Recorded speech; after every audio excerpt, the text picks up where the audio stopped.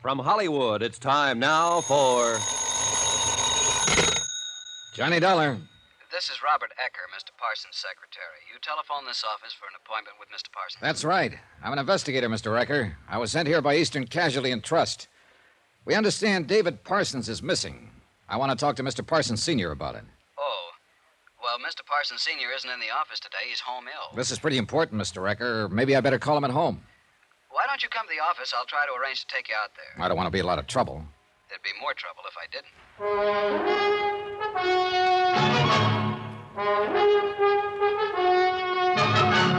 Tonight and every weekday night, Bob Bailey in the transcribed adventures of the man with the action-packed expense account, America's fabulous freelance insurance investigator. Yours truly, Johnny Dollar.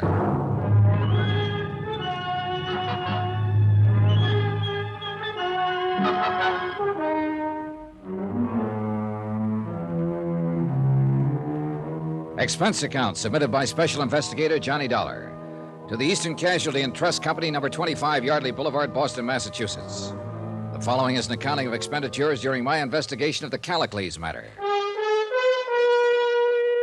Expense account item 1, $200, 5 cents, airfare and incidentals, Hartford to Los Angeles. I arrived at midnight, went straight to the Beverly Hilton, had a good night's sleep, and woke up to an early spring heat wave.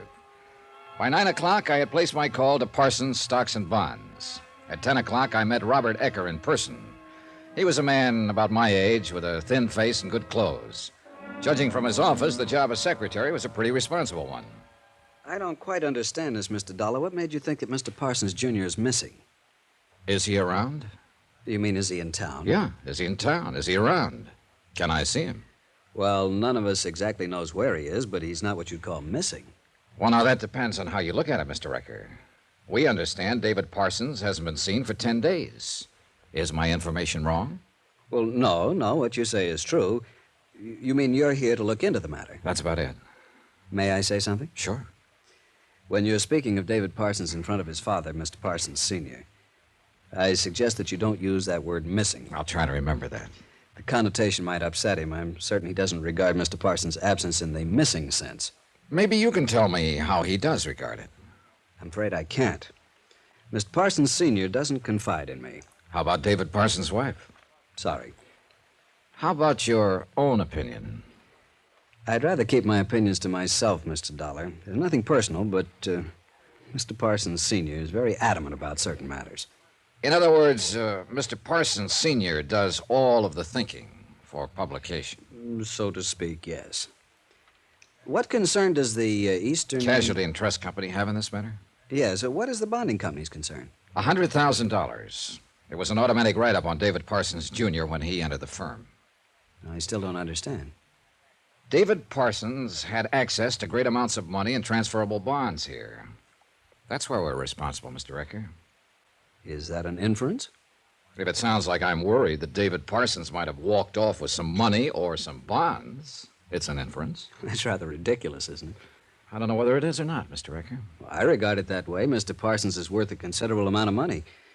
$1 million would be a conservative estimate of his fortune. His father, of course, is, well, Mr. Parsons Sr. Yes, we're well aware of Mr. Parsons' holding. But sometimes things aren't what they seem. You know what I mean? No, I'm afraid I don't know exactly what you mean, Mr. Dollar. Well, now, take these, for instance. Mr. Dollar. Take these. Just what? Here, these copies of Eastern Casualty's policies on your desk, Mr. Ecker. Now, let's see. You called me about 9. It's a little after 10 now.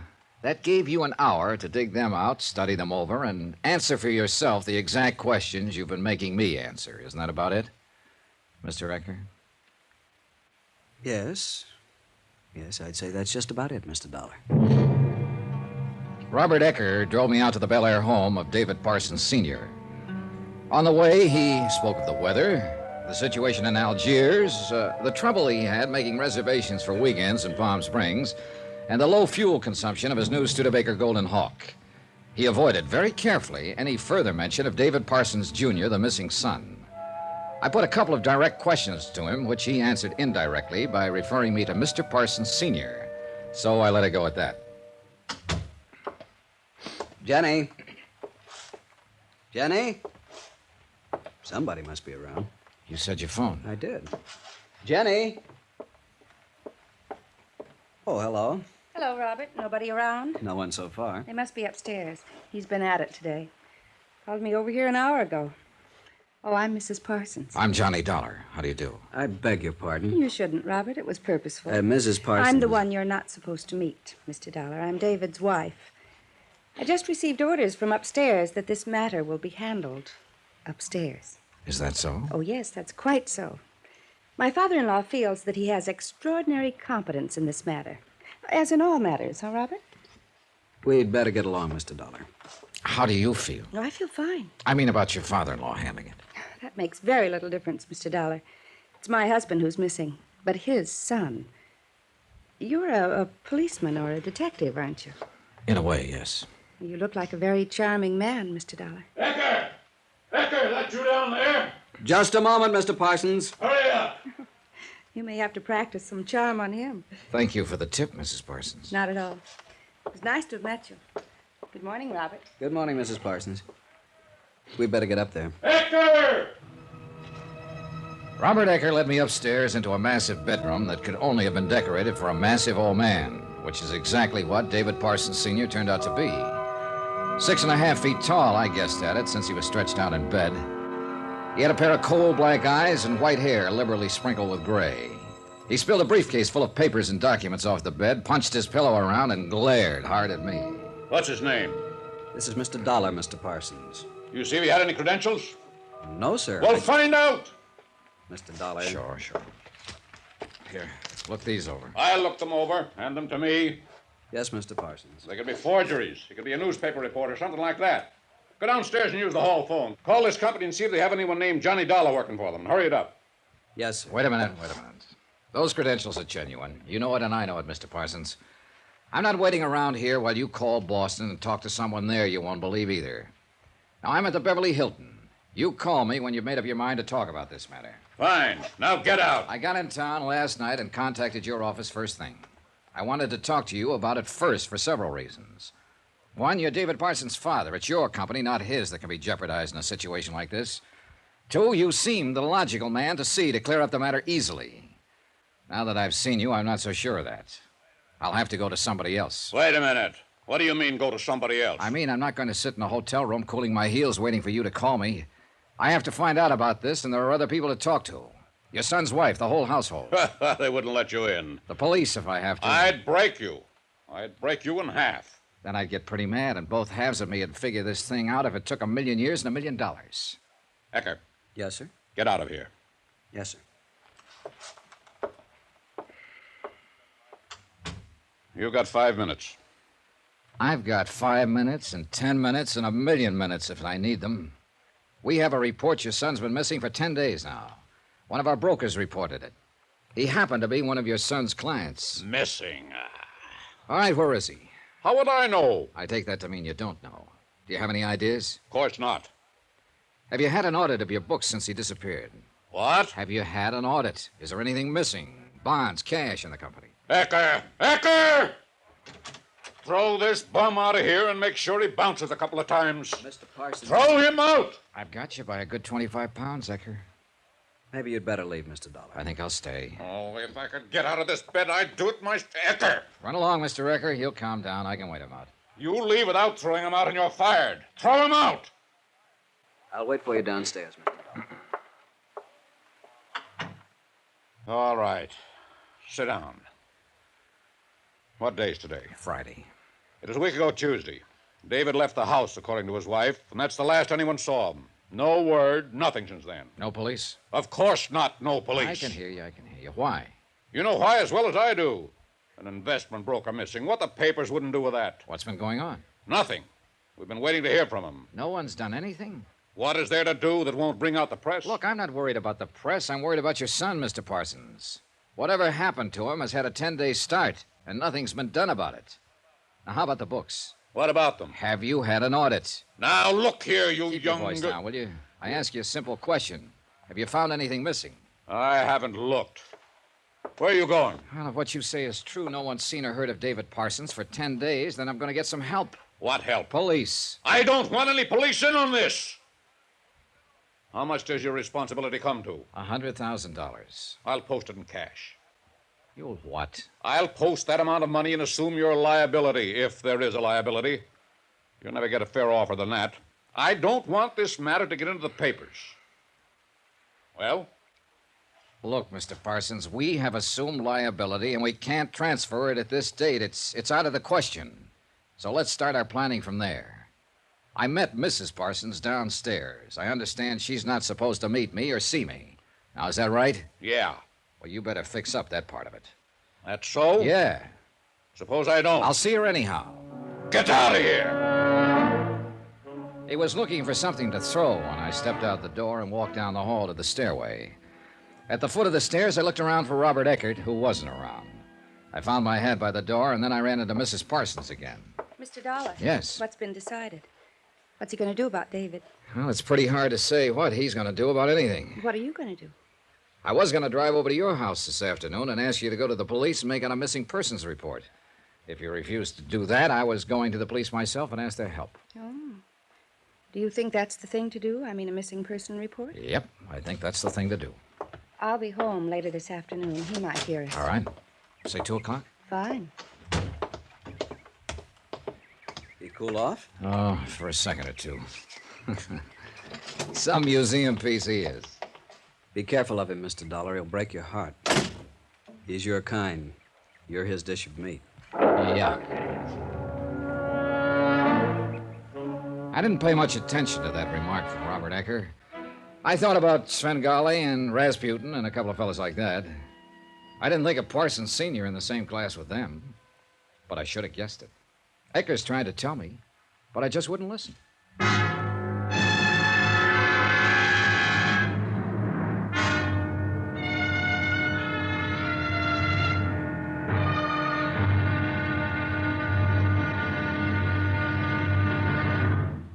Now, here's our star to tell you about tomorrow's intriguing episode of this week's story. Tomorrow, some more facts about how the Earth swallowed a man. Join us, won't you?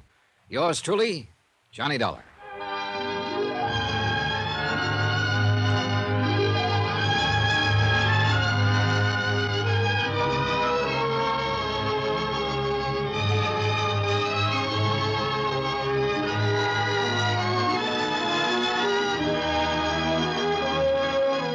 Yours truly, Johnny Dollar, starring Bob Bailey, is transcribed in Hollywood. Written by John Dawson, it is produced and directed by Jack Johnstone. Be sure to join us tomorrow night, same time and station, for the next exciting episode of Yours truly, Johnny Dollar. Roy Rowan speaking.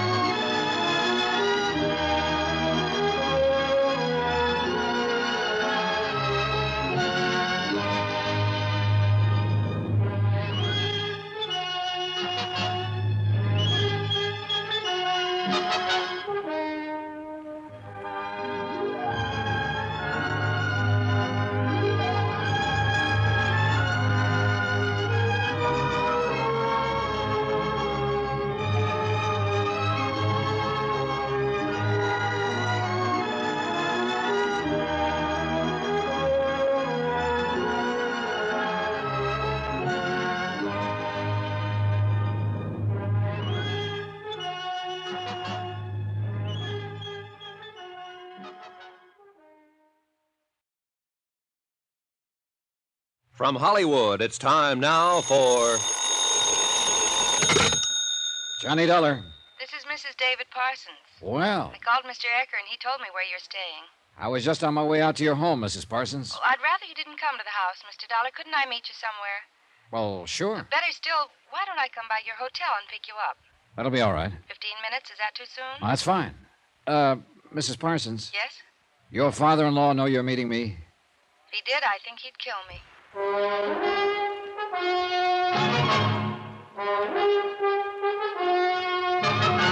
Tonight and every weekday night, Bob Bailey in the transcribed adventures of the man with the action-packed expense account, America's fabulous freelance insurance investigator. Yours truly, Johnny Dollar.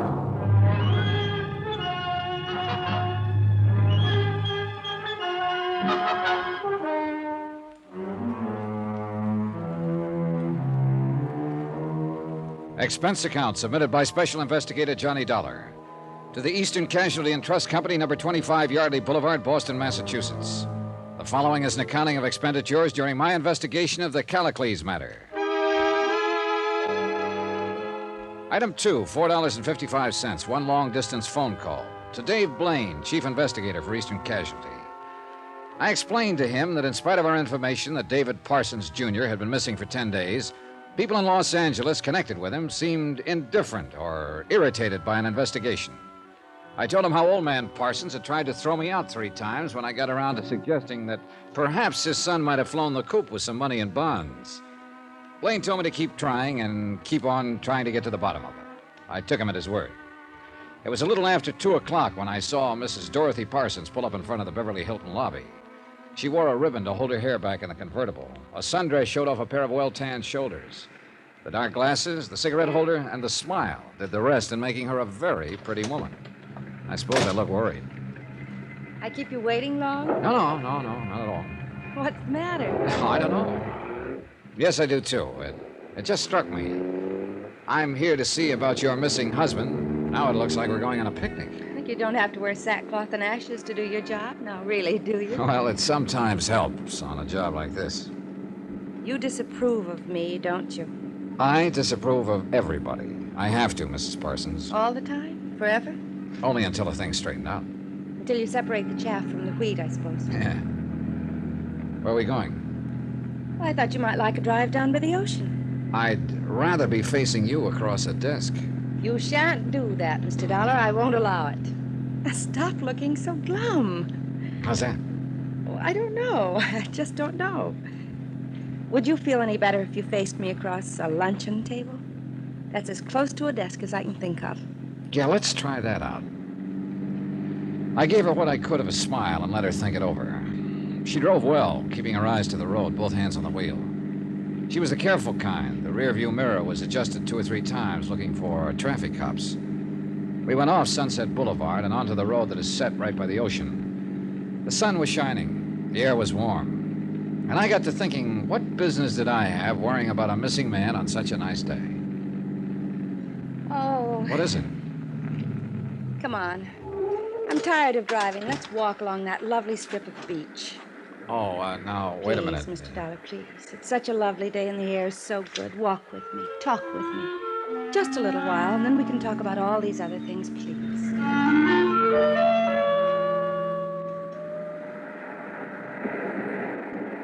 I married David when I was not quite 18.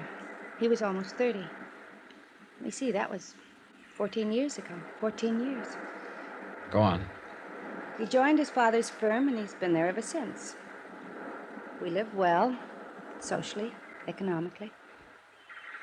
I guess I belong to the keep your social position in mind club, don't I? I don't know.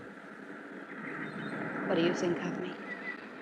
I met you today to talk about your husband, Mrs. Parsons.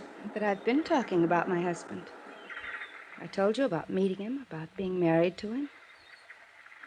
What else is there to tell? Now tell me about missing him. What can I tell you about that? Well, where he is, for one thing. I don't know. Any ideas? No, none. You're so pretty, I almost believe you. Oh, you are a human being. But I don't believe you. I don't care. Tell me how pretty I am. I don't understand you. I didn't understand your father-in-law. David Parsons is missing. No one wants to talk about it, do anything about it, make any moves. Now, what is this? You're cross with me now. Yeah. For some reason, I'd assume you'd want me to talk to somebody about your husband. You'd want to talk to somebody, too, that you'd want him back, want to know if he's well, if he's in trouble. And what happens? You spend an hour on a sunny afternoon showing me your best profile, doing everything but getting down to the business at hand. I don't get it. I'm sorry. I guess I don't blame you. What is it you want to know? When did you see him last? Last Tuesday morning at breakfast at home. Tell me about him. There's nothing to tell, really. He ate his breakfast, read his paper, put on his coat, kissed me, and left. I called his office at noon about something or other, and his secretary told me he hadn't come in. I really didn't know he wasn't around till Wednesday afternoon, late. How's that? Well, Tuesday night, I went out with friends. Wednesday, I slept late. I presume David was in bed when I came in. I didn't look in his bedroom. Wednesday afternoon, Mr. Ecker called and asked to speak to David. Mr. Ecker told me David hadn't been in his office all day Tuesday.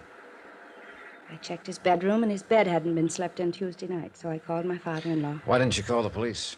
Why should I? It only seems reasonable to me. Go on.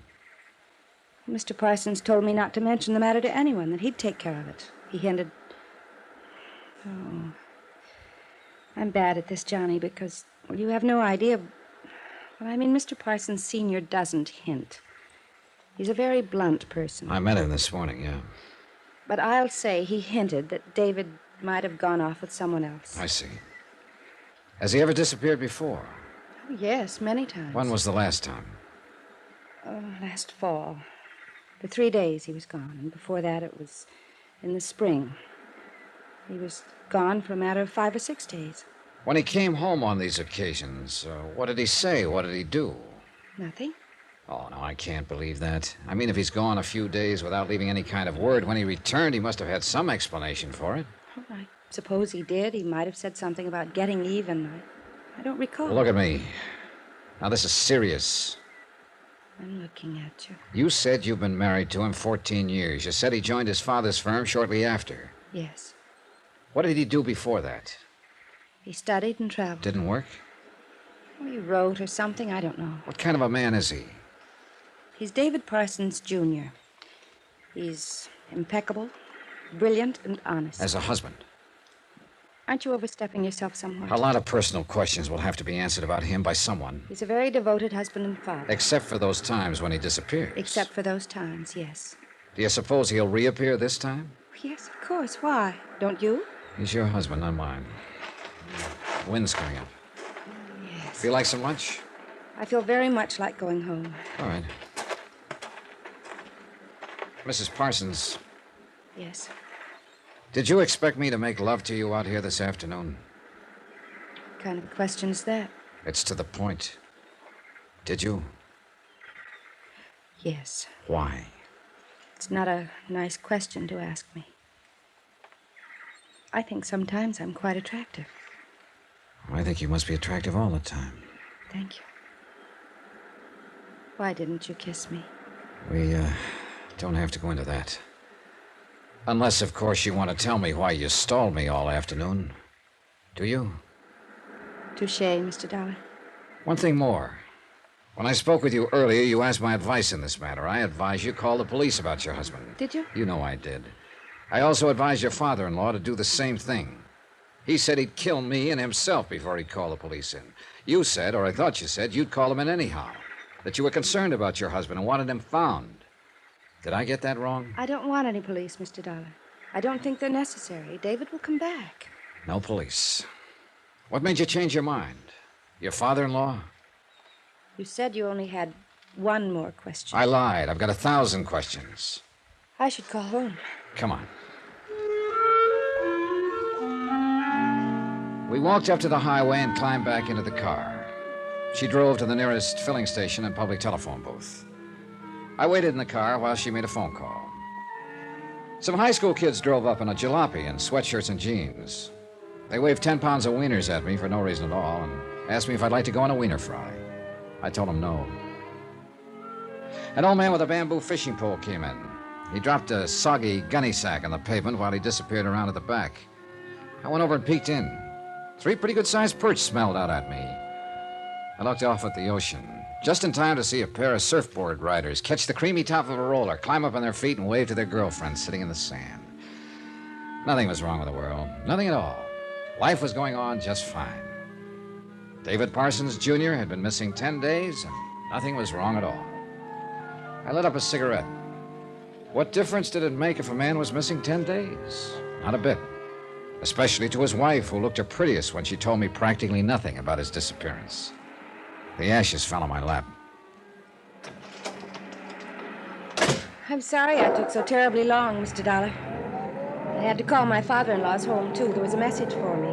Look, I'm afraid I'm going to have to go over your head, your father-in-law's head, everybody's. When I get back in town, I'm going to tell the police about this. I just decided while I was sitting waiting for you. There won't be any need for that. Huh? David's come back. What? He's home. Now, that was the message. He'll be there when we get there. You see, all of your worry was for nothing. You and I, we could have had a perfectly lovely afternoon if we'd known this, couldn't we? If you say so, Mrs. Parsons. Look out!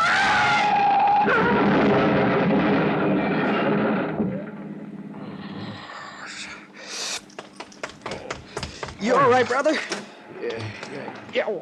Take it easy. Better give me a hand with her. Can somebody call an ambulance? Yeah, sure. You take it easy. I'll take care of her until... What is it? I'm sorry, mister. She's dead.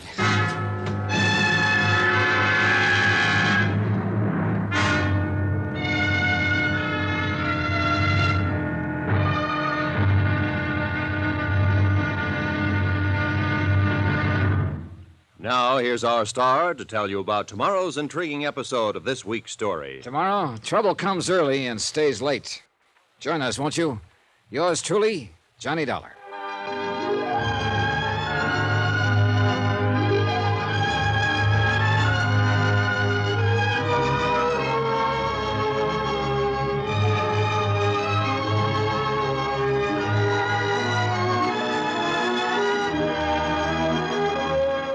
Yours truly, Johnny Dollar, starring Bob Bailey, is transcribed in Hollywood. Written by John Dawson, it is produced and directed by Jack Johnstone. Be sure to join us tomorrow night, same time and station, for the next exciting episode of Yours truly, Johnny Dollar. Roy Rowan speaking.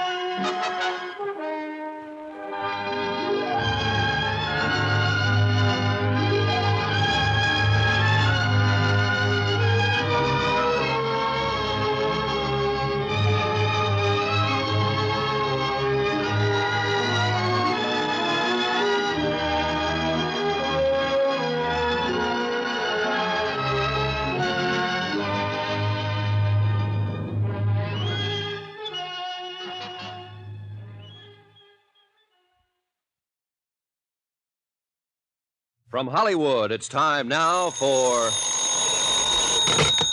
Johnny Dollar. What are you doing lying around a hospital? This is Dave Blaine, Johnny. Are you here in Los Angeles? No, I'm in Boston still. What happened? I was with Mrs. Parsons this afternoon, trying to find out what happened to her husband. She missed a turn in the road. How is she? Is she all right? She was killed, Dave. Oh, good Lord. Johnny, what can I do to help? Nothing, Dave. Nothing much to do now. Parsons is back, and, well, now he's back, I'll wrap it up. Johnny? What is it, pal? She was a pretty nice person, Dave. I saw her die.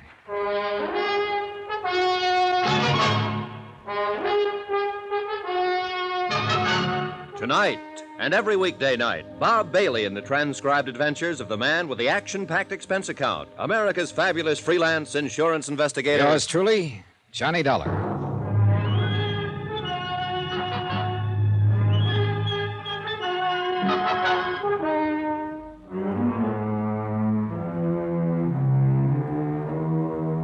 Expense account submitted by Special Investigator Johnny Dollar to the Eastern Casualty and Trust Company, number 25 Yardley Boulevard, Boston, Massachusetts.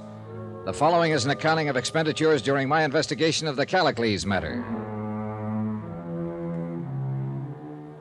Item 3, 26 cents for a package of cigarettes, which the night nurse at St. John's Hospital bought for me. She also brought in a sedative. That was the last thing I remembered until about 5 o'clock in the morning. Look out! Look out! Look out! Mr. Dollar. Yeah. Here, Hey. here. Oh. You've had a bad dream. Yeah, I guess. You just lie down. You. You need some rest. Yeah. Can I get you anything, Mr. Dollar? Some water? No, sister, no, thank you. What's your name? I'm Sister Amadea. You weren't here when they brought me in. No. Now you just go back to sleep. Sister, wait. Yes, I'd like to talk to you about it. of course. You mean the accident? Yes, all of it. I'd feel better. Well, we want you to do that. Certainly. I came to Los Angeles for an insurance company back east. Mm-hmm. We had a report that a big executive in a stock firm out here was missing. I see. A man named David Parsons, junior partner with his father in the stock and bond business. Oh, yes, I've heard of the Parsons family. I talked to a man named Ecker, old Mr. Parsons' secretary. Mm-hmm. Ecker took me out to see the old man. He was pretty nasty. Wouldn't talk much about his son being gone for 10 days. Then I met David Parsons' wife. I told her I thought the matter should go to the police. She agreed with me. But later on this afternoon out by the ocean, she said she expected him to come back. She called the house, and they said David Parsons had come back. Oh. It was a strange afternoon, sister. I mean, we sat in the sand and talked about these things. I could have fallen in love with her. Maybe I did. I'll never know. Sister Amadea. Oh, Mr. Dollar, you're more shaken up than you think. Really, you I'll never get used to things like this. Now you just sleep, Mr. Dollar. Go on now, go to sleep. The world becomes very heavy sometimes. Now just go to sleep.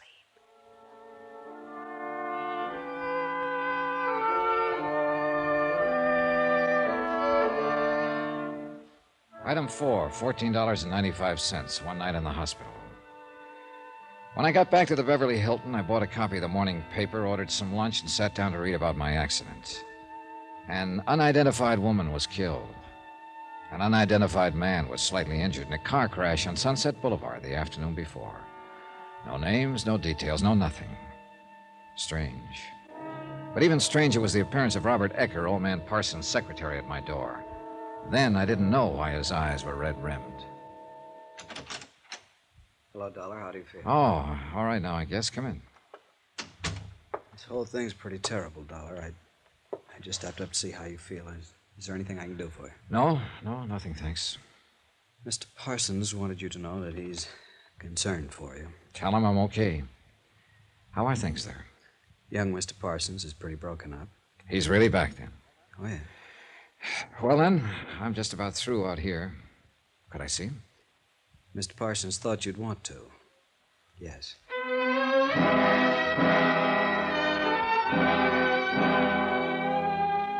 Expense account, item 8, $178, airplane ticket, back to Hartford.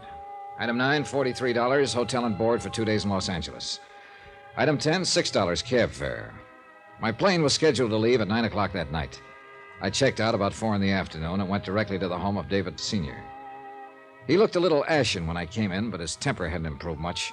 He pointed a crooked finger at me. I've got this to say to you right now, Dollar. If you hadn't insisted on talking to her, she'd be alive today. She wouldn't have been with you driving that car. If she hadn't been forbidden by you to see me, we wouldn't have had to drive around in a car. You have a drink around here? Right there. I didn't come here to argue with you anymore. My job was to find your son. Evidently, he wasn't lost. Ecker told me I could meet him here about this time. You're pretty free with my whiskey. You can afford it. You want one? Oh, I get a jigger before every meal, that's all. Cheers. Well, am I early or what? David will be here any time now. Have any arrangements been made yet? You'll have to ask Ecker about that. I don't know. I'd like to send some flowers, something. That's always the logical gesture. This is Mr. Dollar, David. Come in. It's my son, David. The man in the black suit wasn't what I expected in the way of David Parsons, Jr., somehow. He was tall and rangy, almost athletic. He had a good sunburn and a pair of square shoulders. I would have read him for an advertising man or a pro ball player. Certainly not for the investment brokerage business. We shook hands. He smiled wanly and lit up a cigarette. Dad tells me you've been looking for me. That's right, Mr. Parsons. Where have you been all this time? Well, I took a freighter out of Los Angeles and rode it up to Oregon. Just a whim. Wanted to be alone and do some thinking. How come no word? Oh, that's a whim, too. Are you trying to get into my personal life? No. Just curious again. Well, here's some reports I have to make out. If you'd sign them, I'd appreciate it. Go ahead, sign them. Let him go. Sure. I have a pen.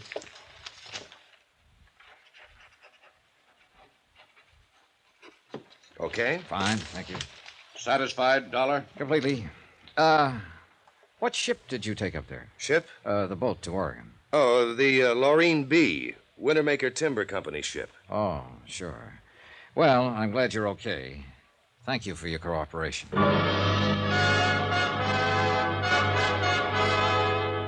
I went back to my hotel, checked in once more, canceled my airline reservations, and put in a call to Robert Ecker. He wasn't in his office. A little arguing got me his home number. No one answered. I went out and spent $25, item 8, to rent a car. I drove it over to Ecker's apartment address. He wasn't in, so I waited. A half an hour later, he drove up, ran into his apartment for about a minute and a half, came back out and got into his car. When he pulled into traffic on Wilshire, I was one Buick behind him. He finally stopped at a place on Olympic Boulevard, the Parkway Funeral Home. I waited 5 minutes and then walked in. Robert Ecker stood in a semi-dark room, hands folded before him as if in prayer. He was looking down at the body of David Parsons' wife.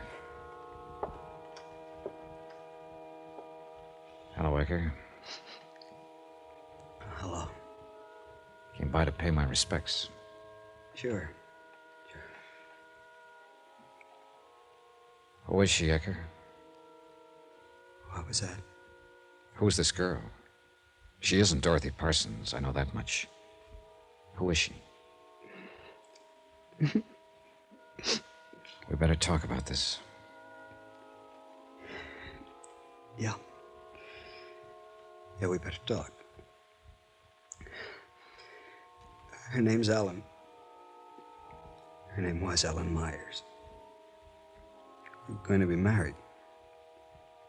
I'm sorry. She was one of those lonely people that you find in this town. I mean, she worked a bit in pictures and drew and painted a little bit. I don't know how I met her. I just know that she was fresh and lovely, and she'd do anything for me. Or for old man Parsons. For me. She was mine. Everything else is his. She was mine. He blew up the other morning when I called up and said you were in town looking for David Jr. He said we had to steer you out. He didn't want you talking to anybody. So he arranged that she'd be there posing as Mrs. Parsons. He asked me to get someone. She was delighted with the idea. It was kind of a little game for her. Where's the real Mrs. Parsons? Home, I guess. I don't know. I'll find that out. Now, tell me who's the guy I shook hands with this afternoon who said he was David Parsons, Jr.? I don't know his name. Someone the old man hired to play the part for him. Then David Parsons is still missing. Yeah. Why all the cover-up? Why doesn't the old man want him found? He does want him found. He wants him found in the worst way. He's been turning the country upside down looking for him for a week now. There's something like 23 operatives from a private detective firm looking for him, but he doesn't want it to go to the police. He wants it out of the papers at all costs. Why?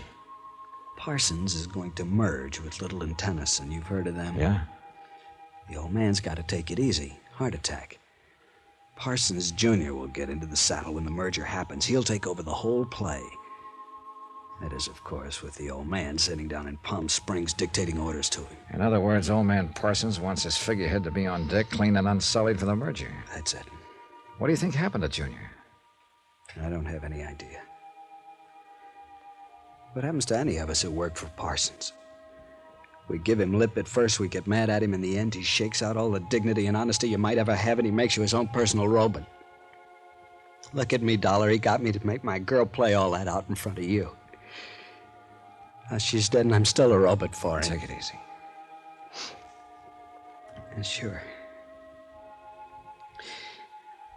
How did you get on to Junior? Oh, he didn't look broken up. He was a pretty bad actor. He also gave some wrong answers about being off on a ship and so on. Hey, look, you don't have to say anything about talking to me. Oh, but I will. I'll tell Parsons you pumped it all out of me. Won't worry him a bit. He'll figure out some other way to stop you. I told you once before, Dollar. He'll break your heart.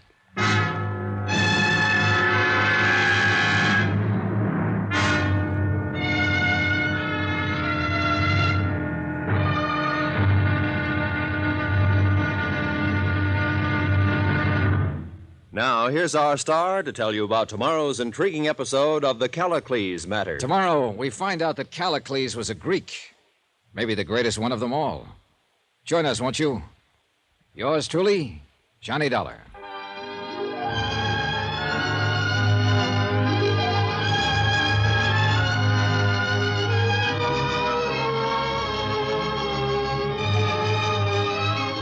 Yours truly, Johnny Dollar, starring Bob Bailey, is transcribed in Hollywood. Written by John Dawson, it is produced and directed by Jack Johnstone. Be sure to join us tomorrow night, same time and station, for the next exciting episode of Yours truly, Johnny Dollar. Roy Rowan speaking.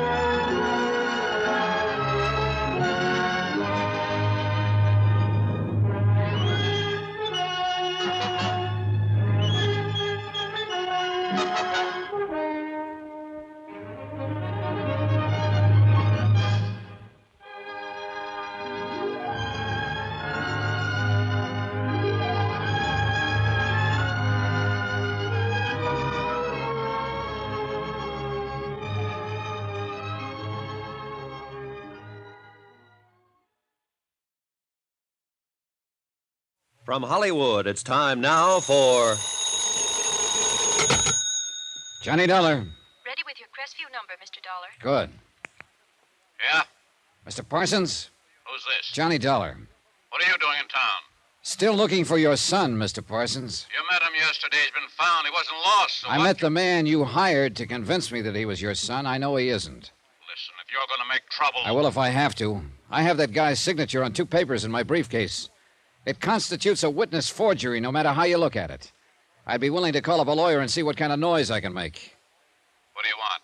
I'll be out to tell you in 20 minutes.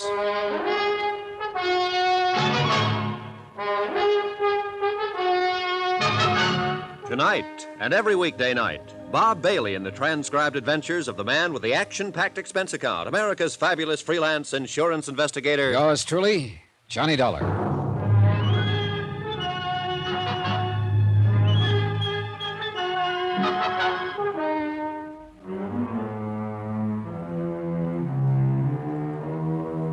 Expense account submitted by Special Investigator Johnny Dollar to the Eastern Casualty and Trust Company, number 25 Yardley Boulevard, Boston, Massachusetts. The following is an accounting of expenditures during my investigation of the Callicles Matter. Expense account item 9, $100, legal retainer. I hired an attorney named Robert Watson to arrange for a court order impounding all the records in the Parsons brokerage house. I also turned over to him the forged reports. After that, I drove out to see Parsons, still laid up in bed. Who spilled the beans? You did, mainly. I didn't believe that guy here yesterday afternoon. I didn't believe the woman who was supposed to be his wife. So let it go at that. I'm here to find David Parsons, Jr. Let's stop playing games. Don't get fresh with me, boy.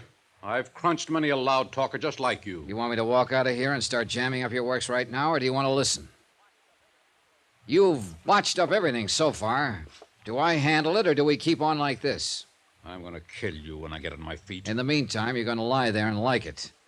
I came out here to find your son. You arranged to throw me off his trail by hiring a woman to play his wife and a man to appear and pretend he was your son. Let's take it from there. I understand you've had private detectives looking for him all over the country. What agency? Universal Operatives. Who's in charge of it there? Man named Underwood. Have they got any leads? Nothing. Nothing for 12 days. Did he take anything? I don't know. We haven't made an audit. Well, there'll be an audit. I've got the machinery started right now. Who do you think... Shut up and lie down or you'll bust a blood vessel. Is Mrs. Parsons in town? I sent her down to Palm Springs. All right, it's 10:15 now. If I remember right, there's a plane from Palm Springs about noon. Call her there and tell her I'll be at her house at 2 o'clock. I want to talk to her. Are you giving me orders? I sure am. I want everybody in that household there. 2 o'clock. You arrange it. I'll arrange nothing for you. Now get out of here. Call who you have to call. 2 o'clock, Mr. Parsons. I left him fuming on the phone and drove my rented car downtown to the offices of Universal Operatives Incorporated. Mr. Underwood, the man in charge of finding David Parsons, Jr., shook my hand and told me he could report nothing to me about the case.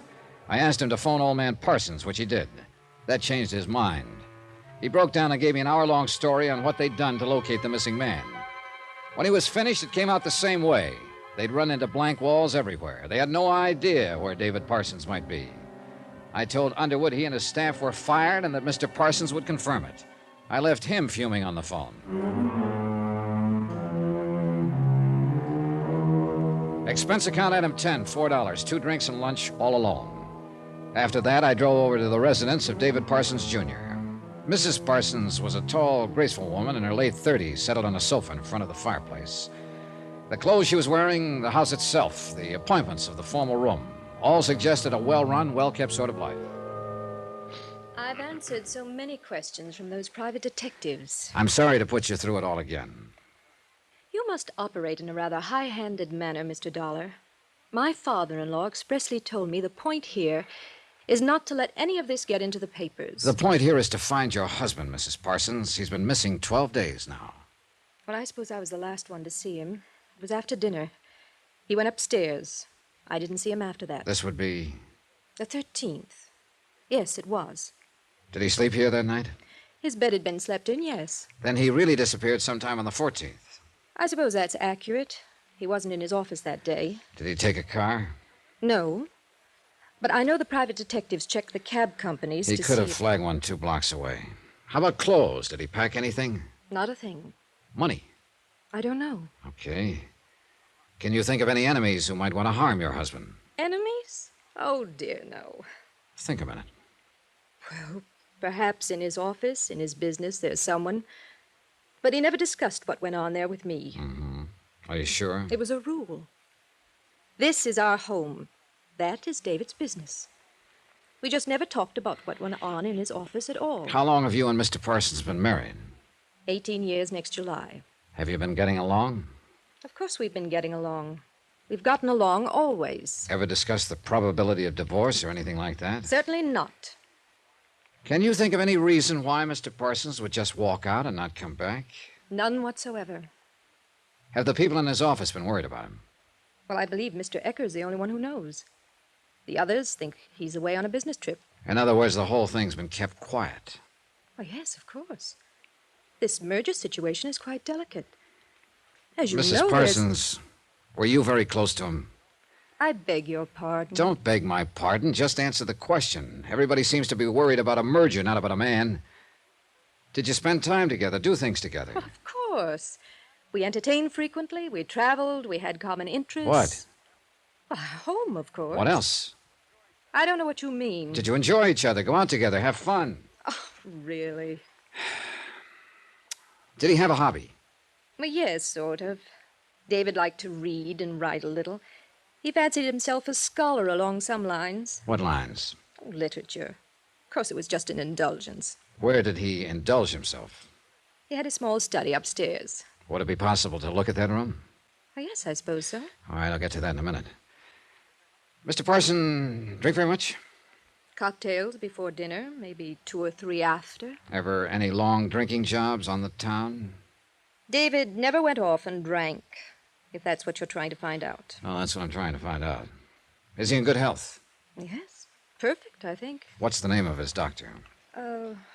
Stanley Warner, Dr. Warner. Okay. How about his attitude? What do you mean? What kind of man is he? Quiet, loud, what? Oh, I'd say David is, and always has been, a very quiet person. Like his work? Of course, he loves it. His home? I'm terribly afraid there's a great deal of insinuation in these questions you ask, Mr. Dollar. What have you been doing in Palm Springs? Resting. Got a boyfriend? Mr. Dollar. Have you? I resent that very much. Naturally, with my husband here, I go out with friends there. David knows about it. He have a girlfriend? You're being ridiculous. No, you're being ridiculous. What? You sit here and describe the kind of association a man has with a drug clerk who sells him cigarettes, and you call it a marriage. Your husband disappears from the face of the earth, and you romp off to Palm Springs, forgetting all about it. You're insulted when I ask you what's wrong. You're hurt when I ask you how come, and you're annoyed when I mention it. What on earth do you want me to do? File a missing persons complaint right away. Get some help in here if it isn't too late. Too late? It could be, lady. It just could be you and your father-in-law have fooled around too long. She made the call. A half an hour later, 2 detectives from the Missing Persons Bureau were out here gathering facts. I tagged along. They questioned Mrs. Parsons, the servants. They examined the study as well as his bedroom. From all they could gather, David Parsons had nothing but the clothes on his back when he disappeared. By mid-afternoon, the police had started on old man Parsons and gone downtown to question the members of David Parsons' office force. The district attorney moved in quickly and negated my court order, impounding the books and records for a careful audit to determine if any money or bonds were missing. They promised to keep me informed. I went out on my own. Come in, please. Dr. Stanley Warner had a 4-suite office on Wilshire Boulevard. He was a big graying man who looked as though he played a lot of golf and drank a lot of whiskey when he had the chance. I told him about Parsons being missing and asked for some details. Well, according to my records, I examined him the 1st of last month. He was in good health. Excellent for a man of his age and responsibility. Could you explain that, Doctor? No, I was thinking only by comparison.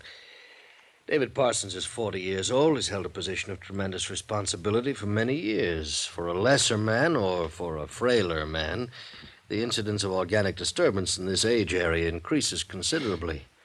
David Parsons' case, that didn't seem to hold true. Doctor, are you talking about the pressure from his father? You know the old man. Mm-hmm. I'm talking about that, yes. He cracked up a lot of people. How do you suppose David Jr. escaped? He knew how to escape, at least for periods of time, get a complete rest.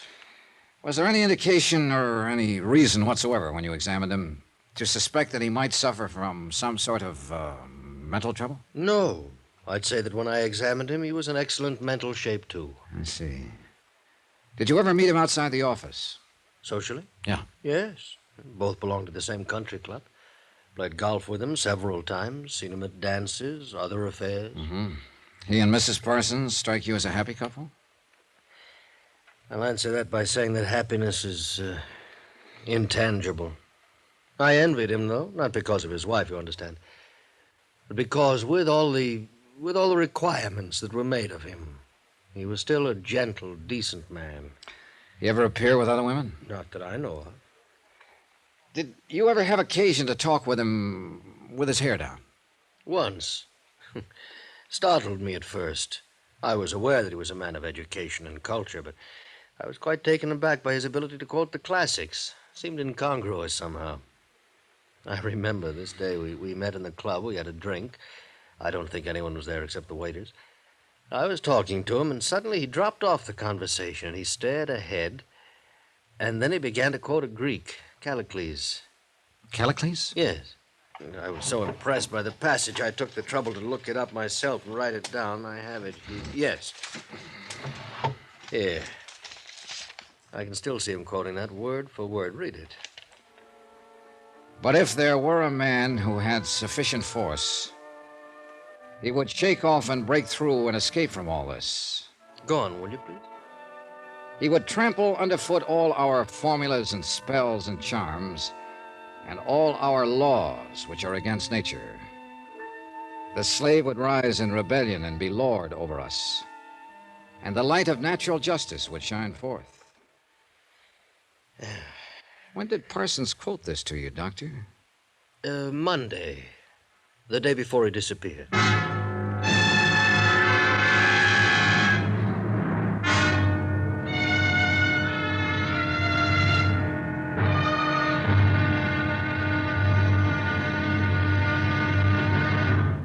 Now, here's our star to tell you about tomorrow's final intriguing episode of this week's story. The answer is with that old Greek who lived 3,000 years ago.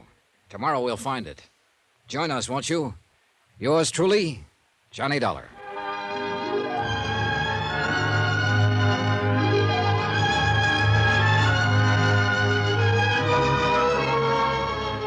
Yours truly, Johnny Dollar, starring Bob Bailey, is transcribed in Hollywood. Written by John Dawson, it is produced and directed by Jack Johnstone. Be sure to join us tomorrow night, same time and station, for the next exciting episode of Yours truly, Johnny Dollar. Roy Rowan speaking.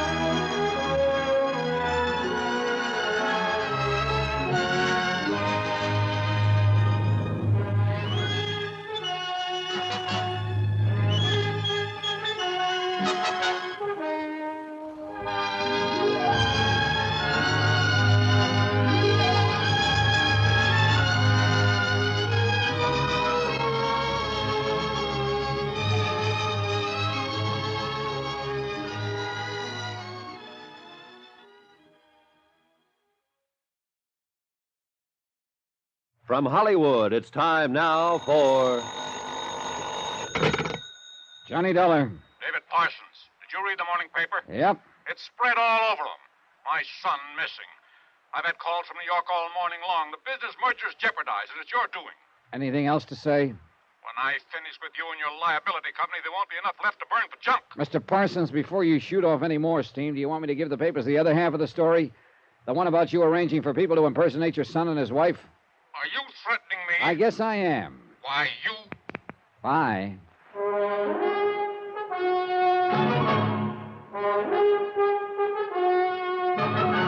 Tonight and every weekday night, Bob Bailey in the transcribed adventures of the man with the action-packed expense account, America's fabulous freelance insurance investigator. Yours truly, Johnny Dollar.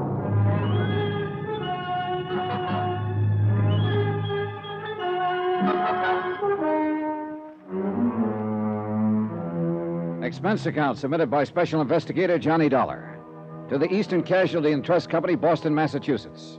The following is an accounting of expenditures during my investigation of the Callicles Matter. Item 11, 10 cents, one newspaper. I lied to Parsons about seeing the paper. I hadn't seen it at all. But I could guess what had happened when they got hold of the story that a prominent broker had been missing some 14 days.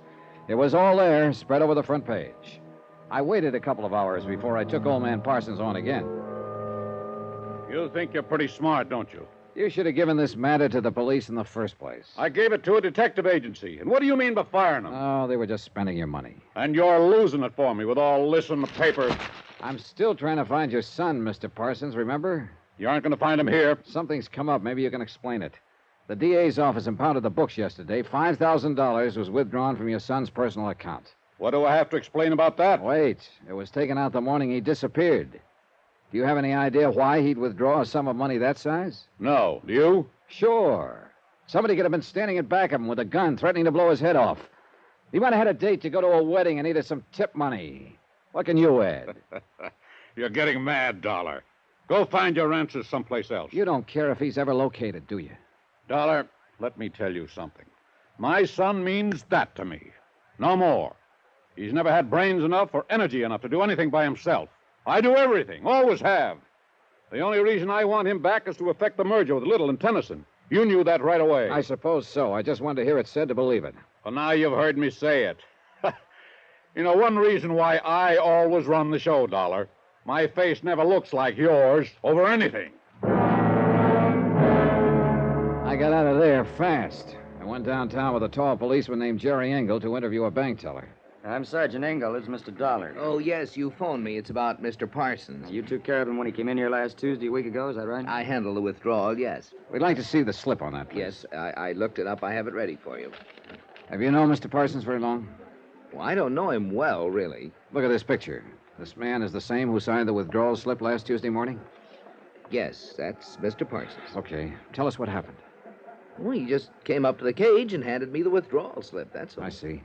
Weren't you a little surprised when he made out a withdrawal slip for $5,000? That's a lot of money. Well, maybe I was a little surprised, but Mr. Parsons has withdrawn large sums from his personal account several times. I always assumed it was some sort of speculation where he needed cash on hand. When he came up to the cage to you, what exactly did he say? Oh, just good morning or something like that, and then, will you please take care of this? Didn't he stipulate how he wanted the money? Oh, yes, he did say that. I'm sorry. He took it mostly in hundreds and fifties. Any of these bills happen to be recorded? No, Sergeant. Anything else you can remember about the transaction that might help? Sorry, nothing. Well, maybe. Yeah? Well, you both know the kind of business Mr. Parsons is in. I mean, well, it seems like a hurried sort of business. Always phone calls, rushing, and so on. He was always like that, it seemed to me. He'd come in here, do what he had to do, and rush out. Very brisk, you know. But that morning, he didn't seem in a hurry at all when he left. I mean, I had the distinct feeling that Mr. Parsons didn't particularly care in what direction he went.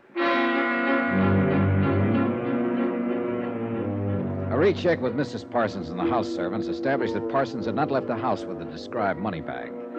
The police went to work on that angle, trying to find out where he had purchased it. A supplementary bulletin went out with the news about the bag.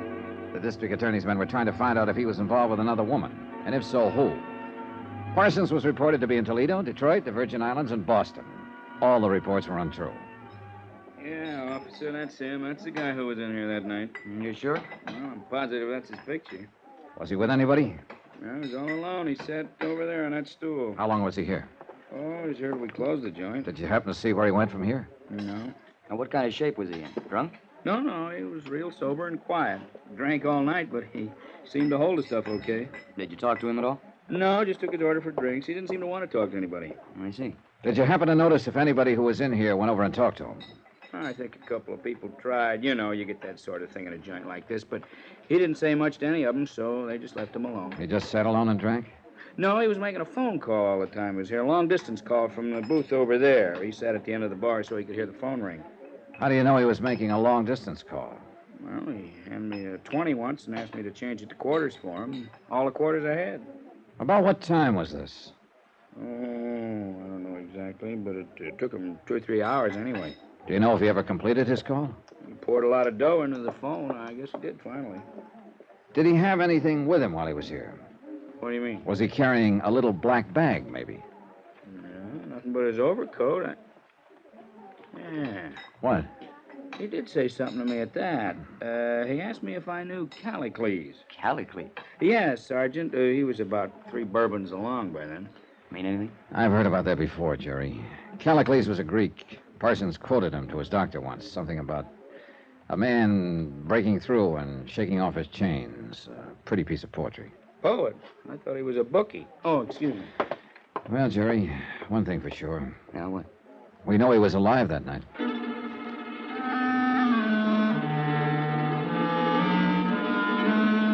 Jerry Engel started a check with the telephone company.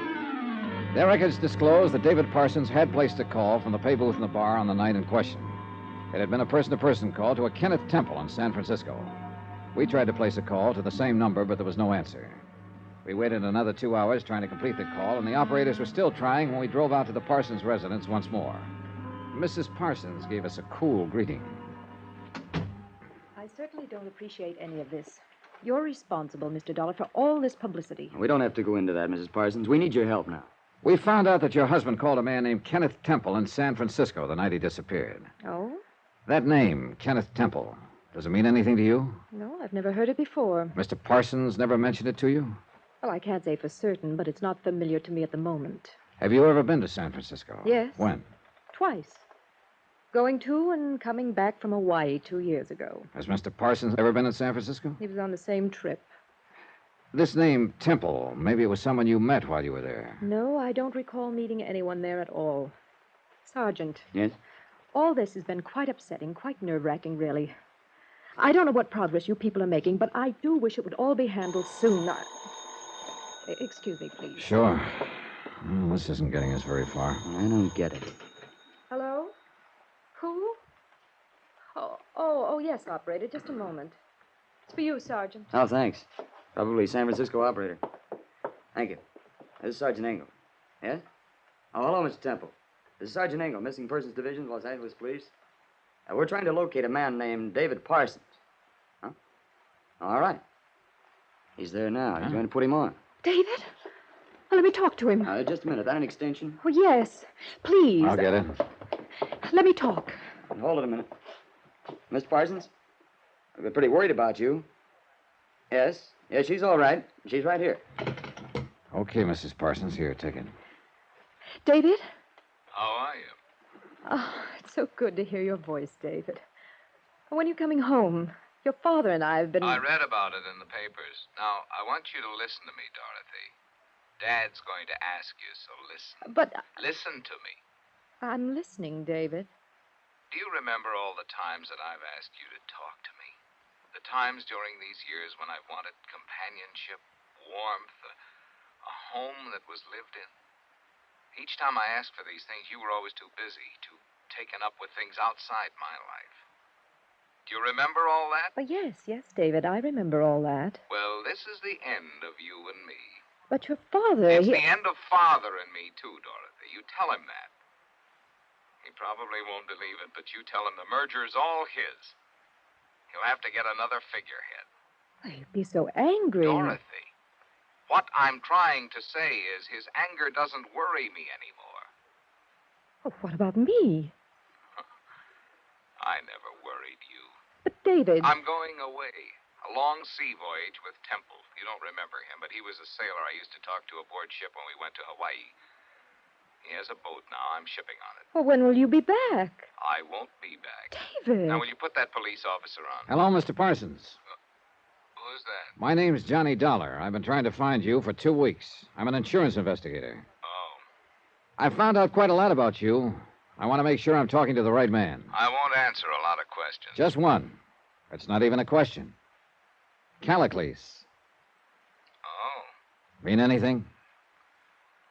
I don't know who you are. I didn't even get your name, but you did find out.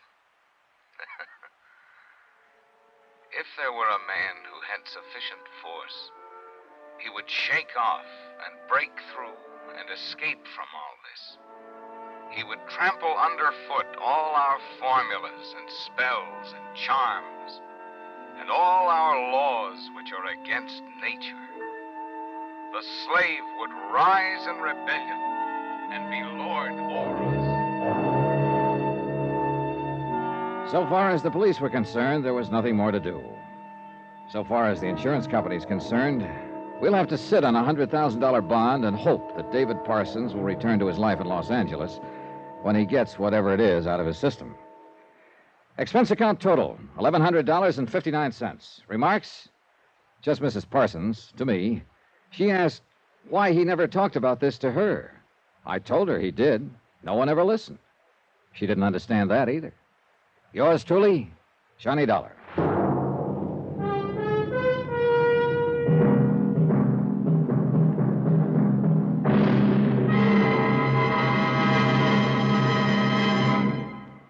Now, here's our star to tell you about next week's intriguing story. Next week, one of the most heartless, most vicious rackets an insurance investigator ever had to face. Join us, won't you? Yours truly, Johnny Dollar.